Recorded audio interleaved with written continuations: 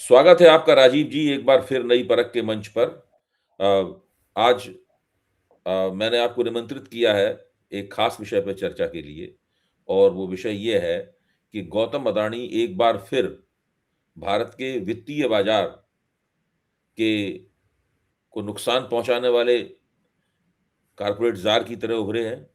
दूसरी तरफ भारत के जो कारपोरेट पूंजीपति है, भारत भारत की जो कारपोरेट पूंजीवाद है, उसकी प्रतिष्ठा भी एक बार फिर उनकी वजह से नीचे जा रही है।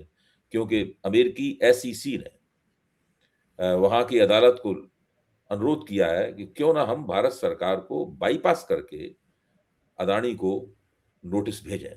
क्योंकि भारत सरकार को 2 बार उन्होंने नोटिस भेजा था और दोनों बार भारत सरकार ने, वित्त मंत्रालय ने तरह-तरह के हथकंडे अपनाकर अदानी को वो नोटिस नहीं दिया। एक बार तो ये कह दिया कि साहब इसमें कोई दस्तखत नहीं है, वो दूसरी बार कह दिया कि लिफाफे में सील नहीं लगी थी। फिर इस प्रकार के बहुत ही अ, जिसे कहते नहीं कि तिकड़मबाज किस्म के कारण बताकर उन्होंने अदानी को नोटिस नहीं दिया। लंबा अरसा गुज़र गया और अमेरिकी जो न्याय प्रणाली है, वो इस तरह की देरदार की आदत नहीं है उसको। और अदानी ने जो वहाँ पर जिस अपराध में अदानी को ब्रुकलिन की अदालत ने कटघरे में खड़ा किया, वो अपराध तो अमेरिका के खिलाफ है, उसका भारत से कोई संबंध नहीं है।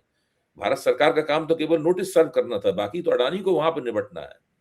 तो आप ज़रा इसके बारे में रोशनी डालिए कि ये पूरा मामला है क्या? फिर मैं और भी आपसे मेरे मन में जिज्ञासा है, वो मैं आपसे पूछूँगा। जी। ये बहुत ही गंभीर मामला है क्योंकि इस तरीके का पहला मामला सामने आया है जहां पे इतने बड़े इंडिया के कॉरपोरेट ग्रुप के कह लीजिए कि चेयरमैन के खिलाफ पूरे दस्तावेज लैपटॉप रिकवर हुआ है जहां जिसके अंदर में ये वर्ड बाय वर्ड दिया है कि किस अधिकारी को कितना आपने घूस खिलाया है, कितना भ्रष्टाचार में पैसा दिया गया है। Everything has been recovered from laptop. अभी जो आपने ये भारत सरकार की बात उठाई, देखिए अभय जी, बहुत बढ़िया ये सवाल है क्योंकि मेन इसमें दोषी जो डिले हो रहा है इसमें भारत सरकार है, गौतम अदानी नहीं है। क्योंकि एसईसी ने भारत सरकार के, भारत के डिप्लोमेट्स के हाथों में ये नोटिस दिया था और सेबी के माध्यम से गौतम अदानी को सर्व किया जाना चाहिए था, परंतु वो नोटिस अभी तक सर्व नहीं हुआ है। इसके लिए गौतम अदानी या अदानी ग्रुप जो बोल रहा है कि भाई हमको नोटिस ही नहीं मिला, हम क्या जवाब दें, तो बात उनकी बिल्कुल सही है। ये सवाल ये बनता है कि भारत सरकार क्यों गौतम अदानी को बचाना चाह रही है। भारत सरकार के अपने कौन से ऐसे आप कह ली उनकी विवशताएं हैं जिसके कारण वो गौतम अदानी को ये नोटिस सर्व नहीं कर रही है। ये पूरे के पूरे भारत सरकार की इंटीग्रिटी पे एक बहुत बड़ा क्वेश्चन मार्क उठाता है कि भारत की सरकार क्यों बचा रही है, क्यों शो कॉज नोटिस नहीं दे रही है। गौतम अदानी कोई छोटे मोटे आदमी नहीं है, बहुत रईस आदमी है। 50 लॉ फॉर्म लगा के वो अपना प्रोटेक्शन कर सकते हैं, वो यूएसए में अपना केस लड़ सकते हैं और वो लड़ भी रहे हैं। उन्होंने लॉ फॉर्म हायर भी किए, लॉबिस्ट भी हायर किए उन्होंने। तो उसके बाद भी भारत सरकार जो है वो क्यों नहीं गौतम अदानी को नोटिस सर्व कर रही है, ये अपने आप में एक बहुत बड़ा प्रश्न चिन्ह है। और ये मोदी सरकार के कार्यकाल पे बहुत बड़ा भट्टा भी है कि उन वो जानते हुए, सब चीज समझते बूझते हुए भी जो उनका दायित्व है, जो उनका कर्तव्य है, वो उसको निभा नहीं रही है। पहली चीज ये हुई। दूसरी चीज, ना केवल नोटिस सर्व नहीं करके ये गौतम अदानी जी को एक अनड्यू बेनिफिट पहुंचा रहे हैं, केस को डिले कर रहे हैं, बल्कि एक बहुत बड़ी चीज हुई जो कहीं भी मीडिया में नहीं है, और वो ये है कि क्रिसिल ने अदानी ग्रुप के कंपनीज की रेटिंग जो है उसको बढ़ा दी है। इंडिया रेटिंग्स ने, जो फिच की सब्सिडरी है इंडिया में, इंडिया रेटिंग्स ने अदानी को AA+ स्टेबल रेटिंग दी है।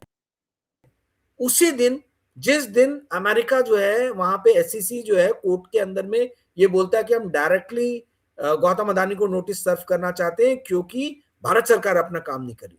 अब ये इतना बड़ा कोइंसिडेंस कैसे हो सकता है कि भारत सरकार की रेटिंग एजेंसी जो क्रिसिल है वो उसी दिन जो है वो रेटिंग अदानी ग्रुप का इंप्रूव करती है, अफर्म करती है, उनके बैंक लोन फैसिलिटीज को स्टेबल बताती है और बोलती है, सारे इन्वेस्टर कम्युनिटी में एक संदेश देने का प्रयास करती है रेटिंग द्वारा कि भैया कुछ भी इस ग्रुप में गड़बड़ नहीं है। तो ये इतने सारे कोइंसिडेंसेस जो है कि एक तरफ भारत सरकार का अदानी जी को नोटिस नहीं सर्व करना किसे, दूसरी तरफ भारत सरकार की जिस कंपनी के अंदर में मेजॉरिटी स्टेक है, क्रिसिल में S&P यानी स्टैंडर्ड एंड पुअर का भी स्टेक है, परंतु भारत सरकार का भी स्टेक है। तो उस क्रिसिल द्वारा अदानी ग्रुप की रेटिंग को बढ़ाना, स्टेबल बताना और उसी टाइम में इंडिया रेटिंग्स का भी यही कहना, ये अपने आप में जो है बहुत सारे सवालों को खड़ा करता है कि भारत सरकार क्यों अदानी ग्रुप को बचाना चाह रही है, और ना केवल बचाना चाह रही है बल्कि फाइनेंशियल ये भी एक इमेज बनाया जा रहा है कि अदानी ग्रुप जो है फाइनेंशियली बहुत साउंड है, बहुत स्टेबल है। जी अभय जी। एक और तर्क दिया जा रहा है, मैं जानना चाहता हूँ कि आपका इसके ऊपर क्या कहना है। और वो तर्क ये है कि जो अमेरिका में उनके ऊपर मुकदमा है, वो तो दरअसल गौतम अदानी के खिलाफ है। गौतम अदानी का नाम उसके अंदर है। गौतम अदानी की कंपनियों से, गौतम अदानी के भांजे का है, गौतम अदानी की कंपनियों से क्या ताल्लुक है उसका?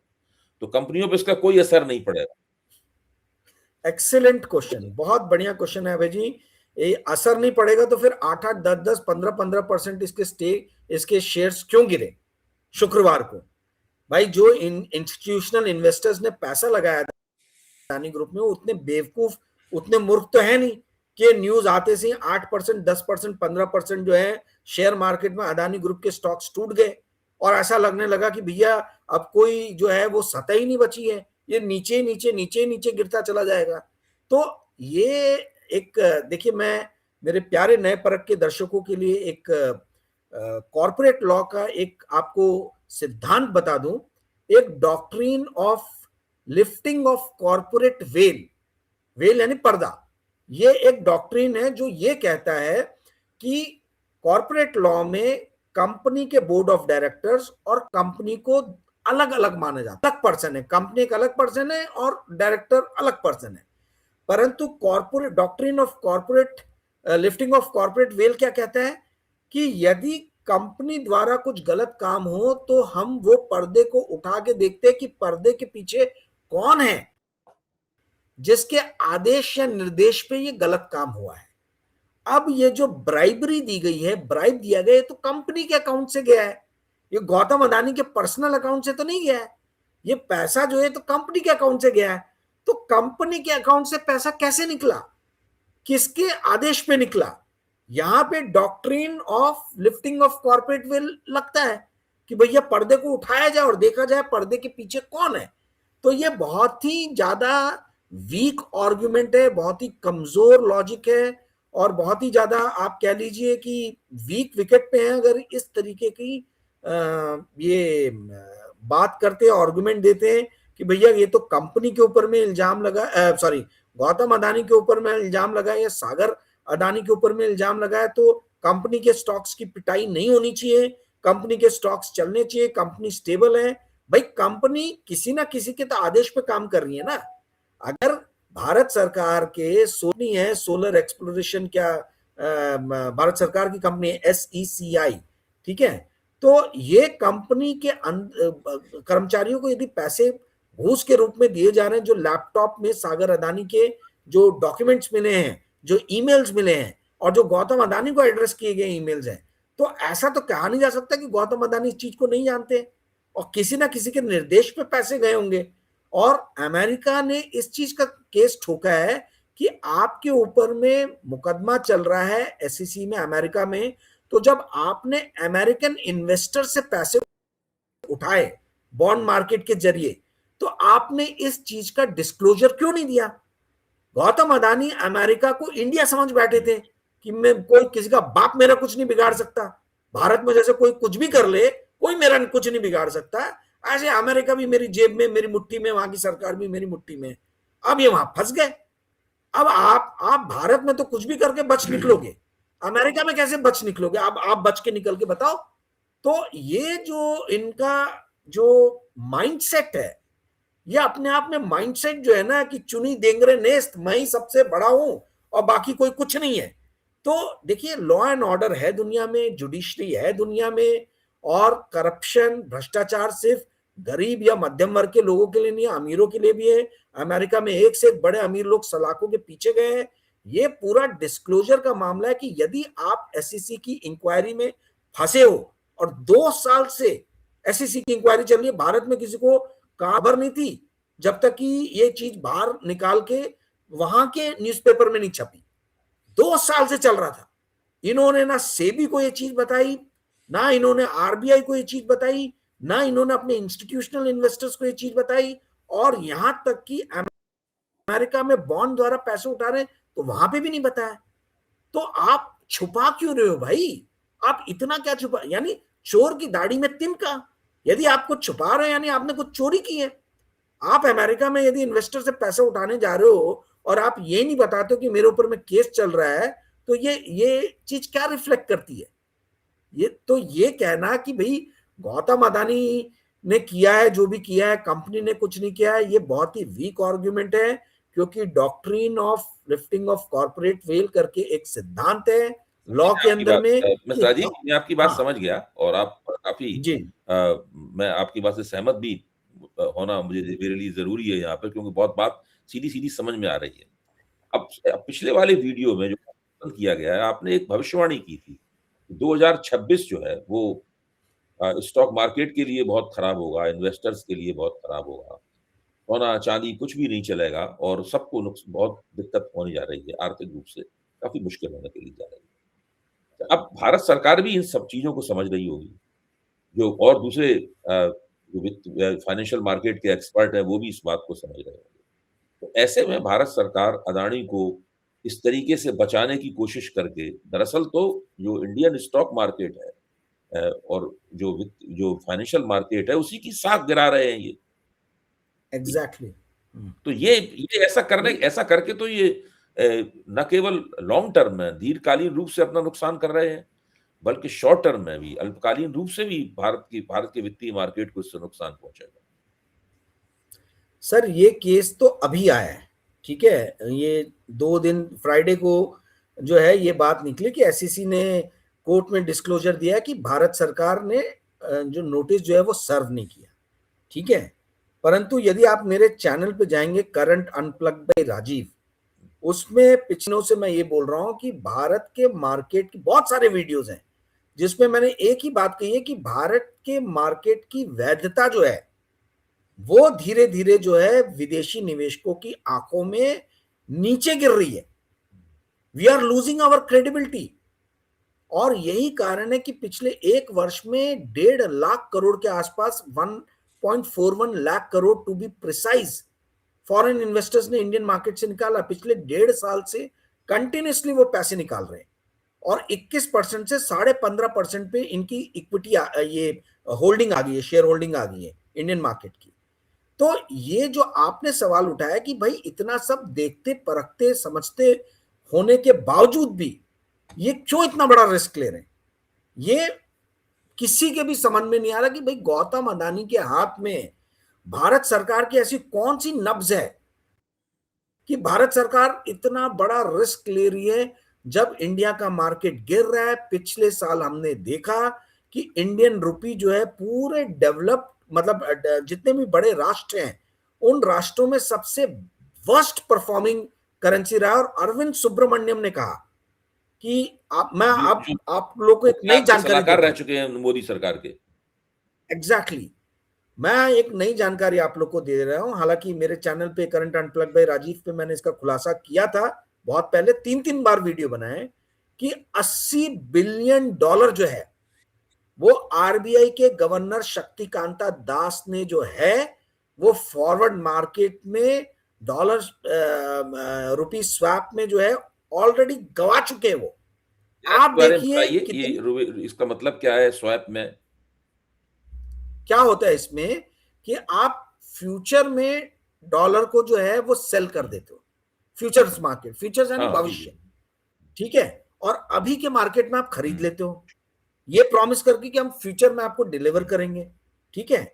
अब जो आप ये कर रहे हो स्वैपिंग, वो इसलिए कर रहे हो क्योंकि रुपया जो है डॉलर के मुकाबले गिर रहा है, तो आपको रुपये को स्टेबल करना है। तो आप क्या करोगे, आप अभी जो है वो डॉलर खरीदोगे, ठीक है, ताकि आपके सिस्टम में डॉलर की मात्रा बढ़ जाए। और डॉलर की मात्रा बढ़ जाएगी तो डॉलर का महंगा होना रुक जाएगा। भाई किस चीज की संख्या बढ़ती है, किस चीज की वैल्यू बढ़ती है, जिसकी संख्या कम होती है। अगर 12 सेब पड़े हैं तो वो 10 रुपए में बिकेंगे, पर यदि 2 ही सेब रहेंगे तो में बिकेंगे। तो डॉलर का लिक्विडिटी जो है, डॉलर की मात्रा जो है वो बढ़ जाना चाहिए सिस्टम। इसमें आप इसके लिए आप प्रेजेंट में खरीद रहे हो और फ्यूचर में बेच रहे हो। इसको स्वैप करना बोलते हैं, बदलना, ठीक है। तो आप देखिए कितनी बड़ी बदमाशी है, या आप इसको कुछ भी नाम दे दीजिए। शक्तिकांता दास ने रिटेल इन्वेस्टर को करेंसी में ट्रेडिंग पे रोक लगा दिया, ठीक है, और कि भाई सट्टा बाजारी करते हैं लोग रुपये में, करेंसी में, और करेंसी में सट्टा बाजारी नहीं होनी चाहिए, ठीक है। और वहीं दूसरी, मतलब आप फ्यूचर्स में मत खेलो, ऐसा रिटेल के लिए है, मेरे आपके लिए निर्देश है, इंस्टीट्यूशंस के लिए निर्देश है। परंतु आरबीआई खुद ही सबसे बड़ा सट्टा बाजार, सट्टेबाजी करने बैठ गया। $80 बिलियन जो है, ये आरबीआई ने क्यों स्वैप मार्केट में ये किया? तो और वो भी इंडिया में नहीं, सिंगापुर में किया उन्होंने, ठीक है। तो अगर ये देखिए, बहुत बड़ा और बहुत मजेदार ये है, अपने आप में 1 घंटा बनाने वाला एपिसोड है, तो ये आप लोग मेरे चैनल पे जाके देख लीजिएगा। बट संक्षेप में मैं ये बता दूं कि $80 बिलियन का लॉस आप समझ लीजिए एक तरीके से हुआ था अक्टूबर 2024 से लेके फरवरी 2025 के बीच में। और वही समय में हमने देखा 28-29 सितंबर 2024 से रुपी जो है डॉलर के मुकाबले कंसिस्टेंटली गिरना शुरू हो गया। 80 रुपए पे था उस टाइम में रुपी डॉलर के मुकाबले, और जो ये भकाभक गिर रहा था, तेजी से जो गिर रहा था रुपी, उसको संभालने के लिए इन्होंने होशियारी बताई। और ये होशियारी जब भारी पड़ गई तो इनको बहुत हल्ला गुल्ला हुआ बिजनेस कम्युनिटी में, तो इनको चुपके से आरबीआई के उससे हटा दिया गया, और फिर 3 महीने बाद पीएमओ में लेके आया गया। पर इंडिया की ये है शक्तिकांत दास को हटाने का आरबीआई से रहस्य। वो तो सर मोदी की बड़े बड़े ब्लू आइड बॉय थे ना। एक भी मीडिया ने इस चीज को कवर नहीं किया है पूरे इंडिया में, राजीव रंजन सिंह के अलावा और किसी ने इस चीज के बारे में नहीं बताया कि $80 बिलियन जो है ये फ्यूचर स्वैप मार्केट में आपने क्यों किया। इस पर सिर्फ अरविंद सुब्रमण्यम ने बोला है। अरविंद सुब्रमण्यम ने बोला है कि कौन से बड़े कॉर्पोरेट हाउसेस हैं इंडिया के जिनका रुपया वीक होने के कारण जिनको नुकसान हो सकता है, और रुपया वीक ना हो करके इतना बड़ा ट्रेड किया गया फ्यूचर्स मार्केट में आरबीआई द्वारा। ये भारत सरकार ने खोजबीन करना चाहिए, लोगों ने या विपक्षी पार्टियों ने करना चाहिए। पर ये इस देश का दुर्भाग्य है कि कांग्रेस में भी एक से एक आप कह लीजिए कि इग्नोरेंट लीडर्स भरे हुए हैं।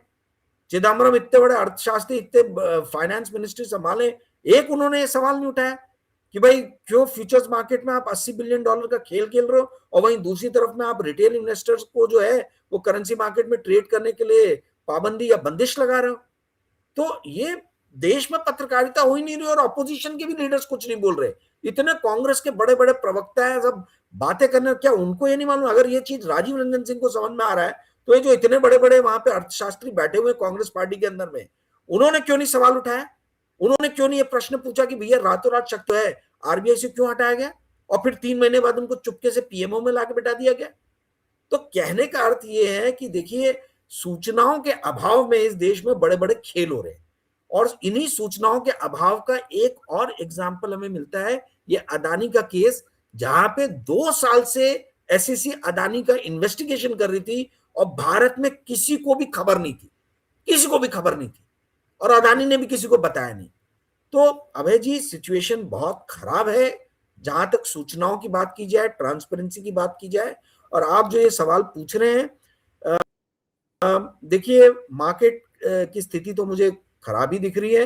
बाकी और कुछ स्पेसिफिक आप मार्केट के बारे में पूछना चाहें तो मैं जवाब। 2 सवाल और मैं पूछूंगा इस चर्चा में। एक सवाल तो ये होगा कि जो मार्केट की खराब स्थिति है, रिजर्व बैंक की तिकड़मों से, भारत सरकार की अदानी संबंधी हरकतों से मार्केट की जो साख गिरी है, पहले से ही गिरते हुए मार्केट को और ज्यादा परेशानियों का सामना करना पड़ेगा। तो ये जो हुआ है, ये कुल इसका असर जो सोने और चांदी का बाजार है उसके ऊपर क्या पड़ेगा, वो बहुत महत्वपूर्ण बात है। क्योंकि जैसे जैसे मार्केट गिरता है, मार्केट परेशान होता है, उधर फर्क पड़ता है, उधर उछाल आते हैं, है? तो एक तो ये इसके बारे में कुछ आप स्पष्ट रूप से बताएं, फिर मैं आगे का सवाल। जी सर, 2 चीजें अभय जी समझना जरूरी है। पहला तो ये कि सोना और चांदी के भाव जो है वो इंटरनेशनल मार्केट तय करता है, इंडियन मार्केट नहीं तय करता है, ठीक है। तो सोने और चांदी के जो मेन प्राइसेस हैं वो इंटरनेशनल मार्केट डॉलर डिनोमिनेटर से वो मूव होते हैं। पर इंडिया में भी असर जो है इंडियन रुपी के माध्यम से पड़ता है। यदि इस तरीके से भारत के मार्केट के बारे में फॉरेन इन्वेस्टर्स के अंदर में मन में शंकाएं पैदा होती है कि भारत के मार्केट में रूल रेगुलेशंस जो है वो ठीक से कायदे कानून जो है उनको अमल में नहीं लाया जा रहा है, तो वो भारत के मार्केट को सेल करेंगे। और जाहिर सी बात है वो सेल कर भी रहे हैं। मैंने आपको बताया लगभग 1.5 लाख करोड़ वो देश से निकाल चुके हैं ऑलरेडी। तो इससे क्या हो रहा है, रुपया हमारा वीक हो रहा है। तो मान लीजिए कि अगर सिल्वर 1% गिर रहा है इंटरनेशनल मार्केट में, तो हमको वो 1% प्लस रुपया जितना डॉलर के मुकाबले गिर रहा है वो, यानी उतना हमको महंगा हो जा रहा है सोना या चांदी। तो it's A double whammy. Double whammy ऐसा कि एक तरफ जो है वो डॉलर सोने चांदी के मुकाबले गिर रहा है और दूसरी तरफ हमारा डॉलर के मुकाबले गिर रहा है। तो इस कारण से, और इंडियन रुपया डॉलर के मुकाबले क्यों गिर रहा है, क्योंकि भारत सरकार जो है वो ट्रांसपेरेंट नहीं है। अदानी जैसे कुछ कॉर्पोरेट टाइटन्स है इंडिया में जो अपने मन माफिक नियम कानून जो है अपने तरीके से बनवा ले रहे हैं, और सेबी से लेके तो भारत सरकार तक सब संलिप्त हैं, सब बचाने में लगी हुई है। तो इससे भारत की सरकार की भी साख गिर रही है और भारत के बाजार की भी साख गिर रही है। और चूंकि इन दोनों की साख गिर रही है तो रुपया भी गिर रहा है। तो they are all interrelated, interconnected. तो इस कारण से अच्छा ये भारत के अंदर हो रहा है और इंटरनेशनल मार्केट में डॉलर जो है वो वीक हो रहा है सोना चांदी के मुकाबले। इसीलिए इंडिया के अंदर में सोना चांदी ज्यादा महंगा हो रहा है बनिस्पत इंटरनेशनल अच्छा, मार्केट की। इंटरनेशनल ये मार्केट स्पष्ट हो से गया। काफी ज्यादा महंगा हो साफ गया है तौर पे बता इंडिया दिया। में। जी लेकिन देश के जो दूसरे बड़े पूंजीपति हैं, जैसे जी कि रिलायंस वाले हैं, अंबानी साहब हैं, सुनील भारती हैं, टाटा हैं, बिरला हैं, ये तो वो सबसे ऊपर के हो गए, और भी हैं बड़े बड़े बड़े पूंजीपति दूसरी। तो ये सब लोग ये लोग तो सब साफ तौर पे समझ रहे होंगे क्या खेल हो रहा है। भारत सरकार क्या खेल कर रही है, अदानी के साथ मोदी जी की दोस्ती है, उसकी वजह से क्या खेल हो रहा है, रिजर्व बैंक ने क्या खेल किया, इसमें कहाँ नुकसान हुआ, शक्तिकांत दास को क्यों वहां से रिजर्व बैंक से हटाया गया है, ये सारा दिखाई पड़ रहा है सबको। तो भारत का जो बड़ा कारपोरेट भारत के बड़े कारपोरेट घराने हैं वो सब इस बारे में क्या सोच रहे हैं, क्योंकि अंततः तो भारत का फाइनेंशियल मार्केट कमजोर होता है, भारतीय अर्थव्यवस्था कमजोर होती है, तो इन सब लोगों के ऊपर भी असर ही पड़ता है। और पढ़ ही रहे। सरकार, मैं ये आपको इस सरकार से वो उम्मीद करते थे कि ये सरकार कम से कम जो कारपोरेट लोग हैं उनके बीच में एक तरह का लेवल प्लेइंग फील्ड देगी। लेवल प्लेइंग फील्ड तो नहीं मिल रहा है। नहीं मिल रहा। मैं आपको एक मजेदार कहानी नहीं है, मतलब ये बहुत अच्छे मेरे किसी सोर्स ने बताया है। आज से 15 दिन पहले ब्लूमबर्ग में न्यूज चली कि रशिया से 3 ऑयल के टैंकर जो है निकले हैं जामनगर रिफाइनरी की तरफ। ठीक है, रिलायंस के है। रात में 1:49 पे रात में मुकेश अंबानी ने ट्वीट किया कि भैया इन टैंकरों का हमसे कोई लेना देना नहीं है, ये आप जरूर रहे जामनगर पे, ये हमारे नहीं है, ये इंडियन ऑयल के। ठीक है, उसी दिन मेरे को समझ में आ गया कि अब इंडिया के कॉर्पोरेट में भूचाल आने वाला है। और मुझे ताज्जुब हुआ, ताज्जुब है इनफैक्ट, कि ये किसी और पत्रकार को ये चीज क्यों नहीं नजर आ रही, समझ में आ रही है। आप ये सोचिए कि आज से 15 दिन पहले रिलायंस के ऊपर में इल्जाम लगता है ब्लूमबर्ग के माध्यम से, जो कि एनडीटीवी का पार्टनर है। ठीक है, और न्यूज ब्लूमबर्ग के माध्यम से एनडीटीवी में भी चलती है, जो अदानी जी ओन करते हैं, गौतम अदानी जी। और उसमें चलता है कि रशिया से 3 ऑयल के टैंकर चले जो आके जामनगर रिफाइनरी में रुकने वाले हैं। वो कहाँ पे अटैक कर रहे हैं साफ दिखाई पड़ रहा है। हाँ, तभी मुझे समझ में आया कि काउंटर अटैक होगा ही होगा। तो काउंटर अटैक 15 दिन बाद आ गया एसईसी के माध्यम से। तो आप जो कह रहे हैं कि भारत के दूसरे कॉर्पोरेट कुछ कर नहीं रहे, आप बिटवीन द लाइन समझ सकते हैं। तो इसको मैं और ज्यादा जैसे ये भी बताइए राजीव जी कि अब अदानी का अमेरिका में क्या होगा। भाई हिंदुस्तान में तो मोदी जी अदानी जी को न केवल बचाते हैं बल्कि लगातार आगे बढ़ाते जा रहे हैं, उसके तथ्य हम लोगों के सामने हैं। आप भी कई बार कह चुके हैं, मैं भी नई परख के मंच पर ये बातें सिलसिलेवार तथ्यात्मक बता चुका हूँ, सब लोग जानते हैं इस बात को कि मोदी जी के शासन काल में ही वो क्या से क्या हो गए अदानी जी। लेकिन अब अमेरिका में तो मोदी जी की चलती नहीं है, तो वहां पे फंस गए हैं, तो वहां पे क्या होगा उनका। देखिए 2-3 चीजें हैं जो बड़ी गंभीर हैं, जो हर इन्वेस्टर ने जो मार्केट में पैसा लगाता है उसने सुनना चाहिए।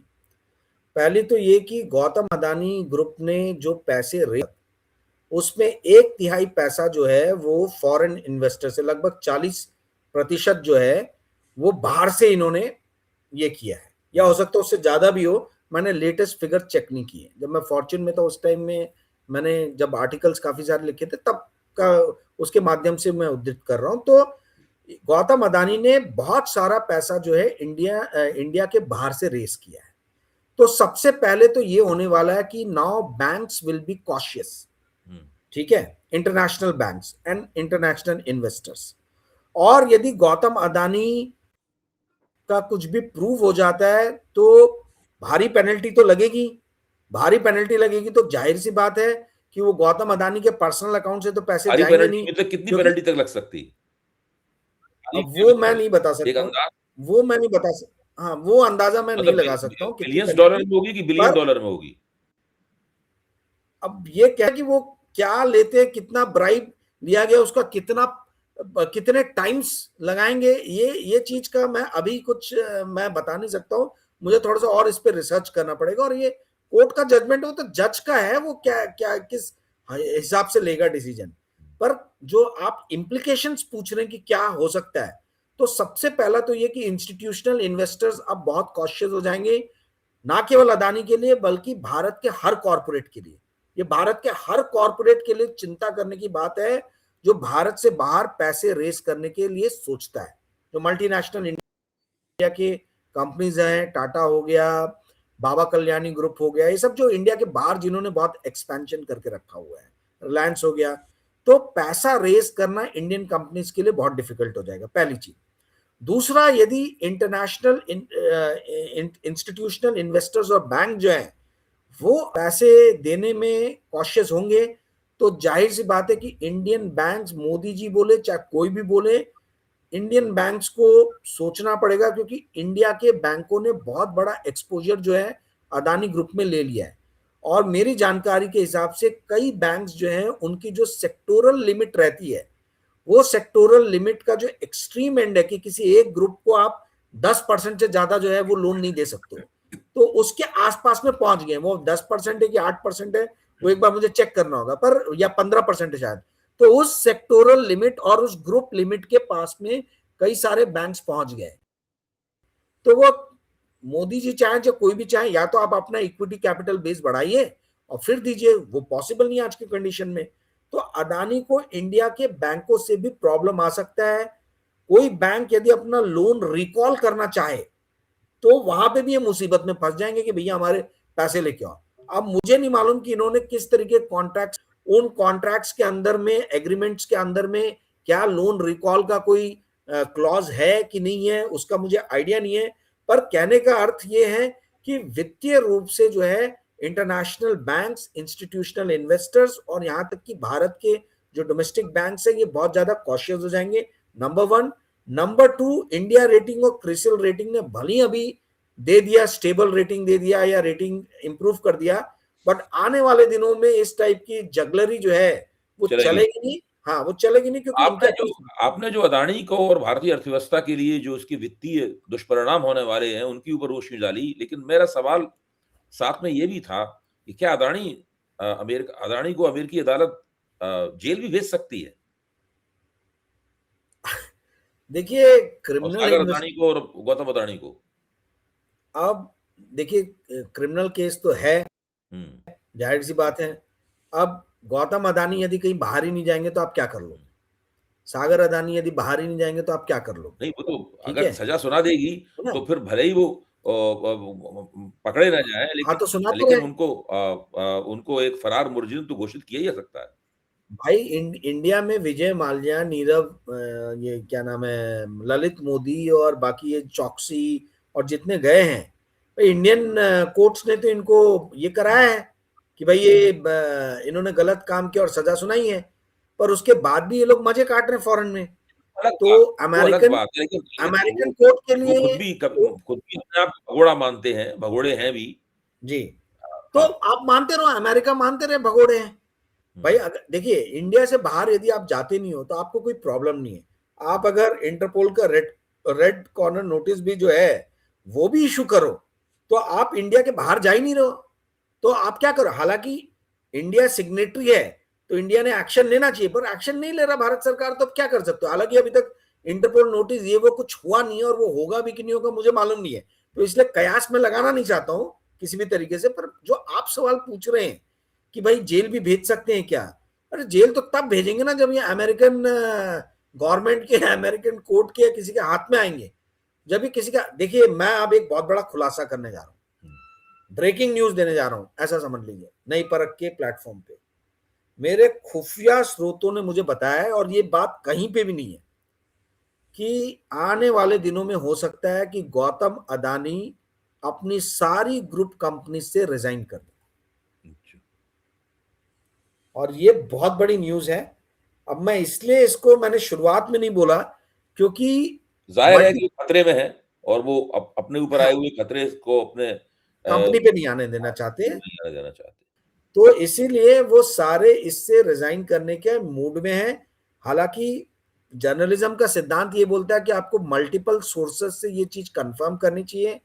गौतम अदानी से मैं अभी तक बात कर नहीं पाया हूं, पर एक जो मेरे सोर्स है उन्होंने मुझे बताया कि इसकी अंदर चर्चा हो रही है ग्रुप के अंदर में, और ये बहुत बड़ी पॉसिबिलिटी है कि आने वाले दिनों में अपनी सारी ग्रुप कंपनी से रिजाइन कर दे। चलिए इसी इसी मुकाम पर हम लोग अब विदा लेते हैं, और आपका बहुत-बहुत धन्यवाद। आपने इस पूरे मसले के ऊपर रोशनी डाली और विश्लेषण करके हमें बताया कि भारत के स्टॉक एक्सचेंज, गौतम अदानी, सोना, चांदी और सब ये सब जो पूरा और भारत सरकार, इन सब के बीच का जो समीकरण है, वो दरअसल समीकरण किस तरीके से भारतीय अर्थव्यवस्था को और भारतीय वित्त बाजार को नुकसान पहुंचा रहा है। बहुत बहुत धन्यवाद राजीव जी, फिर मिलेंगे।